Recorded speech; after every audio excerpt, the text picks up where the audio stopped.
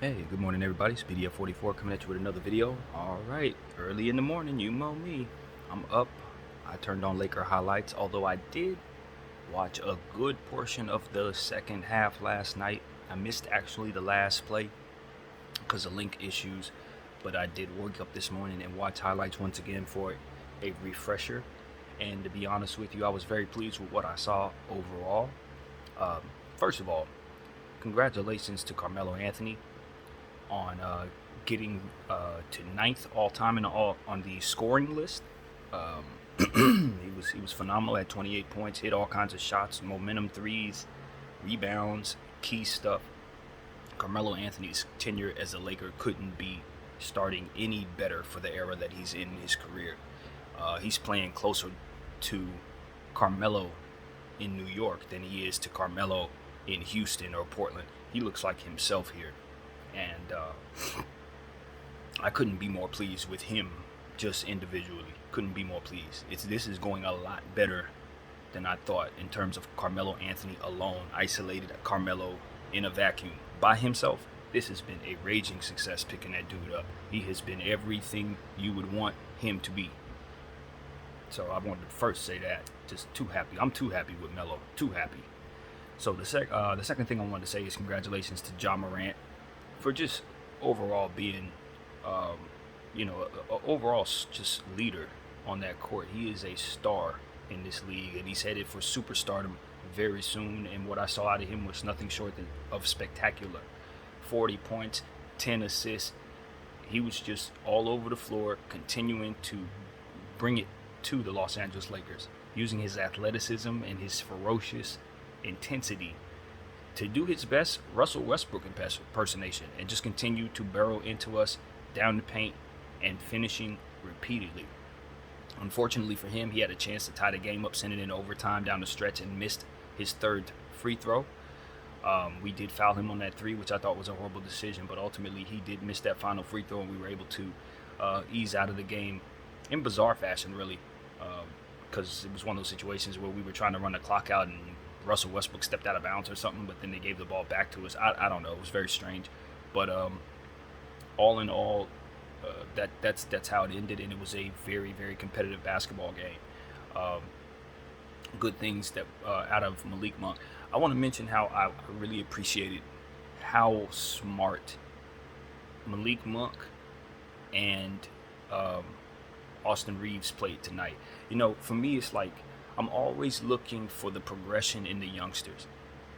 And that's just my eye, particularly. Of course, the main stories are the stars, but for me, it's about the cohesiveness of the team. Because I know the stars are going to give me star stuff, and I know if they don't give me star stuff, it's going to fall on their names and their heads and their legacies.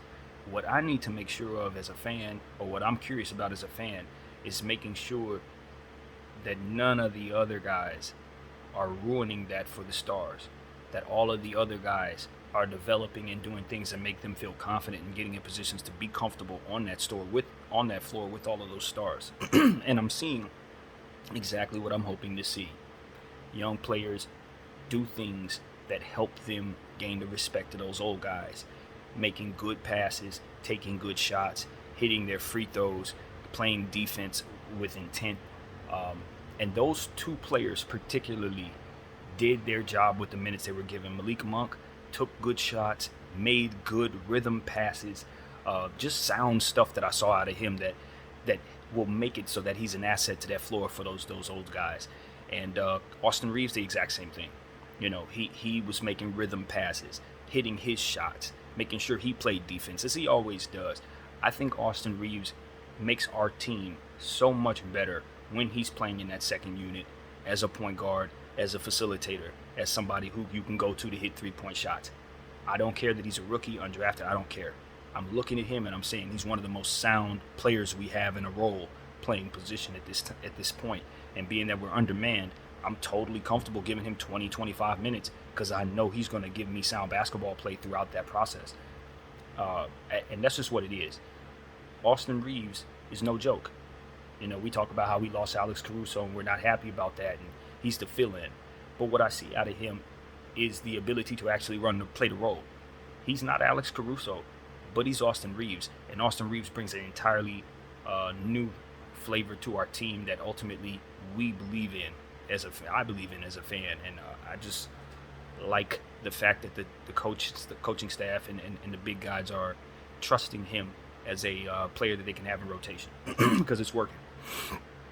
Um, let's see. The next thing I want to say. What else? Oh, Russell Westbrook, of course, stood out tonight. He got off to an early start with his assists and then followed it up by a nice flurry of points. And you can just see how he likes to pace himself in terms of accumulating his production and stats. And you're starting to see how he's starting to carve his comfort zone out within this offense. And I think LeBron James did a fantastic job of complimenting him, particularly in this game, and complimenting Carmelo Anthony as well. I thought Bron did a great job of just helping those guys in this game. There was a certain level of refocus that this team had last night, and I do believe it was because of all the stuff that happened with Dwight and AD ultimately, but also, of course, because of all the losing that we've been doing. But there was a certain level of intent in terms of being focused and being paying attention to detail. I thought we did much more of that in this game. AD looked pretty good, still continuing to work himself, around those guys as well. I saw him go to the post a little more, go to like a jump hook play against, I think it was Jaren Jackson. I want to see him kind of do that a little more. I think he can draw fouls and kind of, I guess in my mind, I'm thinking, AD has such a size advantage on a lot of guys and a skill advantage on just about everybody. So if we kind of bring him a little closer to the basket, even though we don't necessarily want him taking on all kinds of contact, in certain situations, I think it will help us because it'll draw fouls against some of those big guys that he ultimately does not want to bang against. We'll get them off the floor sooner. I think his star power will draw fouls, but he has to continue to be aggressive in order to gain that respect throughout the course of the season. Guys like Russell Westbrook have not been getting their calls, and that's been something that's very frustrating for our team. Driving at the basket, being intentional as I'm asking AD to do, and it's just not manifesting. So I just wanted to point that out as well. I would like to see the officials kind of give Russell Westbrook his calls, man. It's been consistent now for several games in a row where he's driving at the basket with the intention of getting calls, and he's drawing contact and he's not getting the whistle. So I want to see AD do that more, but I also want to see us get those calls. Excuse me. So I saw a little of that in the last game from AD in terms of being in the paint and being aggressive, and that's definitely what I love to see. What else? It was a lot of stuff. LeBron James scared the heck out of me, man. It was a situation where he was under the basket and a player rolled into his ankle, and to be honest with you, I didn't see the play until afterwards in the replay and all that, and my initial thought was this is catastrophic because I'm listening to the arena watching the replay on the above screen, and they were reacting like he had broke his leg or something. So I'm sitting there praying. I got my head down. I'm lighting up my bowl of weed. Like, I'm getting stressed out because I'm thinking our season is over if this guy is like broke his leg on some Paul George stuff or something. I thought it was one of those, but it turned out it was nothing. LeBron James gets back up and continues playing. I do think it's something he'll probably need some treatment on, depending on what happened, if it's a rolled ankle or just somebody running to your leg. But, this is one of those situations where I was legitimately concerned in a very real way. But it worked out, and we're very happy. All right. So, Memphis Grizzlies, I keep seeing good things out of Jaren Jackson. I want to continue to sing his praises because he's stepping back from his injuries with great conditioning and a great level of, again, intent on being delivered on both sides of the floor, as his skill set dictates. So he's been an excellent second star to Ja Morant this season, and I think he's going to continue to play well just so long as he can continue to stay healthy. The Memphis Grizzlies got some young guys that are just playing amazing. Desmond Bane is on the map. I have to admit, I've just simply forgotten. This is just like the Josh Green situation. I don't remember if he was drafted this year or last year, but I know he's fresh. I know he hasn't had minutes with the Memphis Grizzlies, and I know now that he's getting those minutes, he's a madman on a mission. I personally think the Memphis Grizzlies are one of the best teams in Western Conference this year. Now, that's not going to necessarily reflect in their record, because I do think that the records can vary up and down with everything that has to be done in regards to this season with the Western Conference. Teams are in flux. You got a lot of teams moving up, a lot of teams moving down. Some of them are, you don't know what they're going to be. So when I say they're one of the best teams, I mean one of the top 8. I don't know where they fall in, and I think it's that close for the majority of the West. From like 2 all the way to 9, I don't see that much of a separation, honestly. It's the Lakers, and it's the Warriors, and then I guess you could say pretty much the rest of the field for me. That's what I see. Denver, Utah, Minnesota, so on and so forth. I'm sure there's some other teams that I want to mention as well, but that's what I see. A lot of parity there, and because of it, it's just like, okay, pick a rabbit out of the hat after those first 2. Memphis is in the mix. Why? Because they keep finding players everywhere. DeAnthony Melton, Xavier, I can't think of his last name, but Xavier's on that. I can't think of his last name, but he's on that squad as well. He's balling like crazy. Zaire Williams is a young rookie they just picked up. In fact, it's LeBron James' nephew, from what I understand. He is a lottery pick that they just added to their situation. Long body, somebody who can play the 3 spot and who's going to be very, very talented going forward. As I said, Brandon Clark's been stepping into his own, trying to find consistency in this league. We know his skill set dictates that he's a big guy with guard skills, so that's always going to be valuable. I love Steven Adams on this team. He's been good for their team. Man, I just wish I remembered that guy's name, but he's a center that plays for this team, and he's good as well.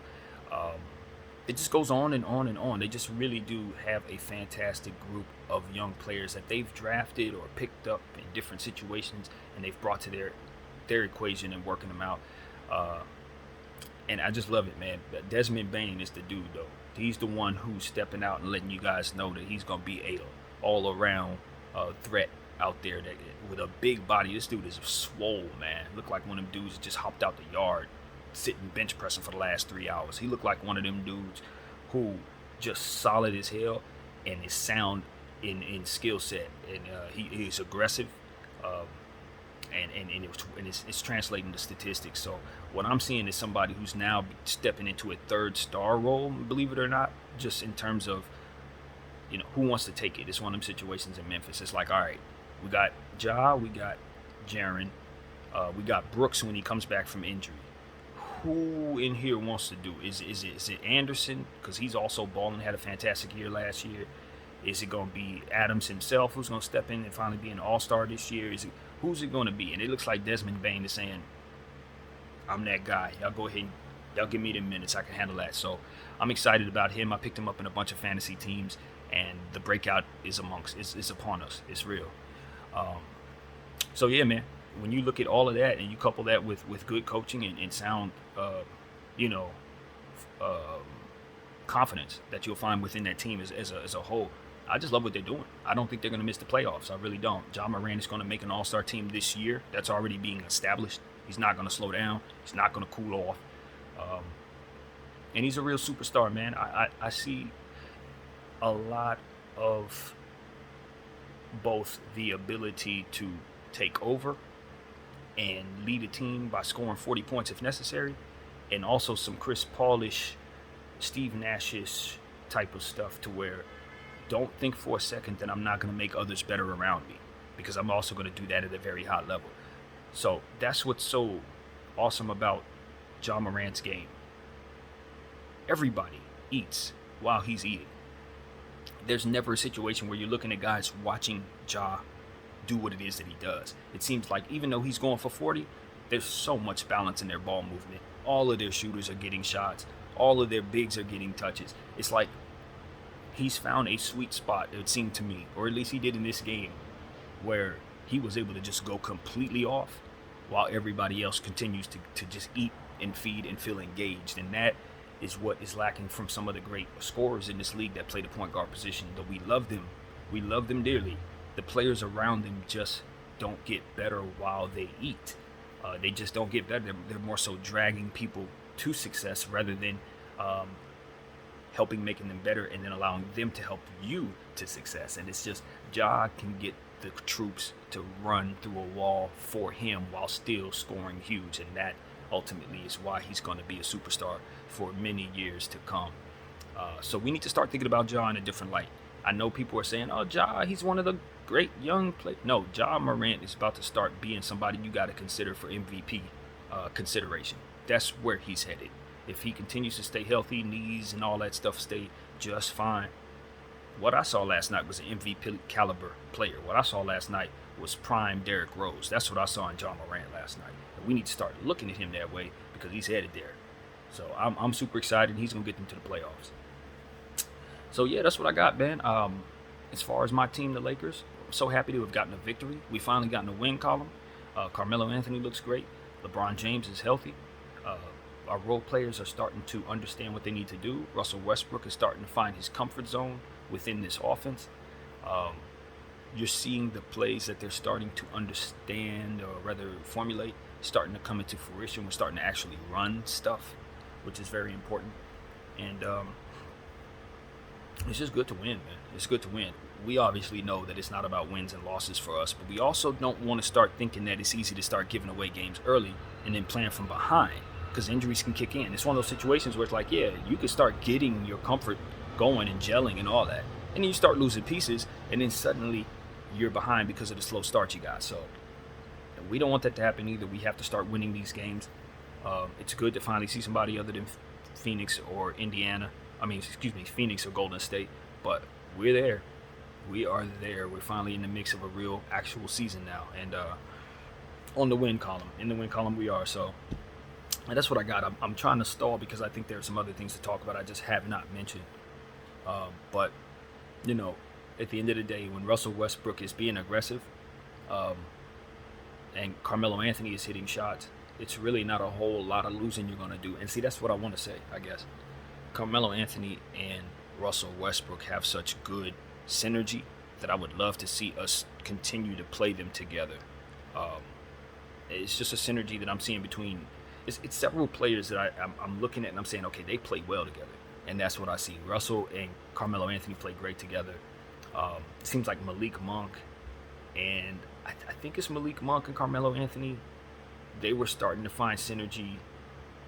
So yeah, that's what I'm noticing. Carmelo is starting to be kind of one of those stars that the young guys are starting to like really feed off of, in terms of just rhythm. They're starting to know that they can trust him and get assists off of him and find him in his spot. So that's who's really starting to find their comfort zone, more so than most. I would say Carmelo Anthony.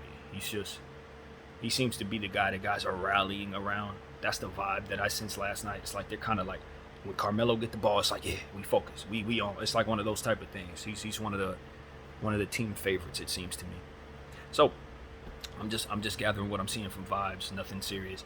All in all, I hope the team has gotten past whatever little spat we had. I know the media's gonna talk about it today ad nauseum, but the good thing is they're gonna have to also talk about the fact that we got a victory.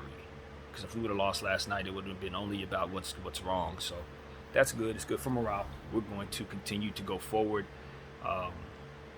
and just health is everything. Health is everything.